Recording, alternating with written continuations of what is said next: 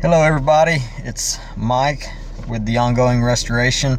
So, I saw on the news this morning that President Trump had released a proclamation to the country in commemoration of 9/11, and I thought that was really interesting. As I've been reading in the Book of Mormon this year, I've noticed there's a lot of recorded moments where a proclamation was sent to the people, and so I got a little curious and started looking up all those references to when a proclamation was sent, and I looked up the definition of the word proclamation, and it says a public or official announcement, especially one dealing with a matter of great importance. That particular word is mentioned 17 times in the Book of Mormon, and it was a proclamation was used as a way to rally and inspire the people to unite in a good and just cause. So, like, for example, I'm kind of jumping all over the Book of Mormon here, but the Lamanite king sent a proclamation for Ammon and his brothers so they could preach the gospel to the Lamanites. In Alma chapter 23, verses 1 and 3 through 4, Laconius sent a proclamation to his people to gather them before the Gadiant robbers came through their town to destroy them, which they ended up not doing because everybody responded to the proclamation, and they gathered to a designated area. That's in 3 Nephi chapter 3. And King Limhi issued a proclamation to gather the people prior to their escape from the Lamanites, to whom they were in bondage. In Mosiah chapter 22, Pahoran sent a proclamation to recruit men for Captain Moroni's armies. In Alma 61, King Mosiah sent a proclamation to promote equality and instruct his people not to persecute the believers, in Mosiah chapter 27. And then there's a couple times where the chief judge sent a proclamation out to the Nephites.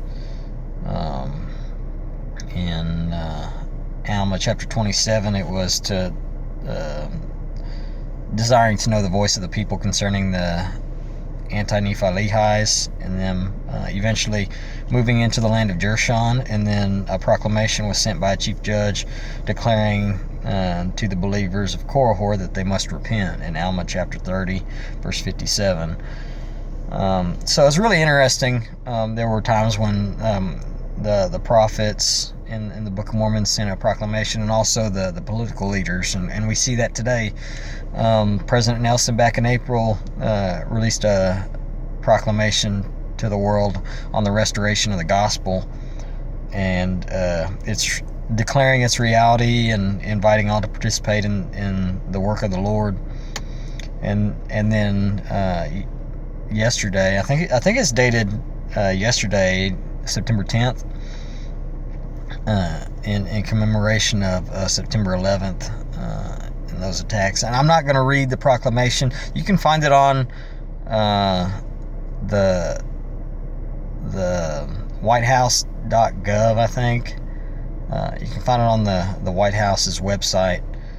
It's really interesting. But anytime a proclamation has been sent, it's an opportunity for us to pay attention and really contemplate what's being declared or proclaimed, and all this division and contention that's been stirred up in our nation. I think today's a good day to forget all that. I mean, it does need to be addressed. There are certain injustices that happen in this world, but we definitely need to be united. And September 11th was a day that united everybody in this country, and we were all I think that was pretty close to the country becoming a Zion people, because we all had that one heart and one mind, and today's a great day as we look back and remember those events that were tragic,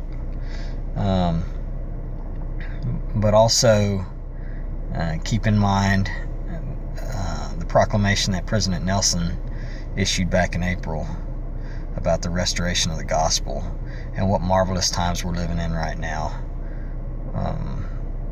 200 years. This entire year, President Nelson said we were going to commemorate and honor the events of the first vision, and everything that took place in the early years of the church being restored.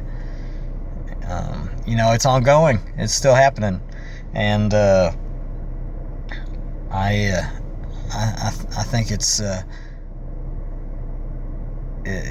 amazing the times that we're living in now. Because they're great, but they're also terrible, and that's what the scriptures describe. That's how they describe the last days and prior to the second coming of Christ and the second coming of Christ. Great and terrible. So I would invite you to look at that proclamation, both of those proclamations from President Nelson and the one that President Trump issued today, commemorating today as Patriot Day. It kind of reminds me of Captain Moroni's title of Liberty, which I'll have to. I'm getting pretty close to being ready to release a video. I've got some PowerPoint slides and stuff that I want to share with y'all about Captain Moroni and his strategy in war, and how we can apply that to our day as we continue in this battle against sin that we're in. But I'll stop rambling, and I'll catch y'all later. Bye.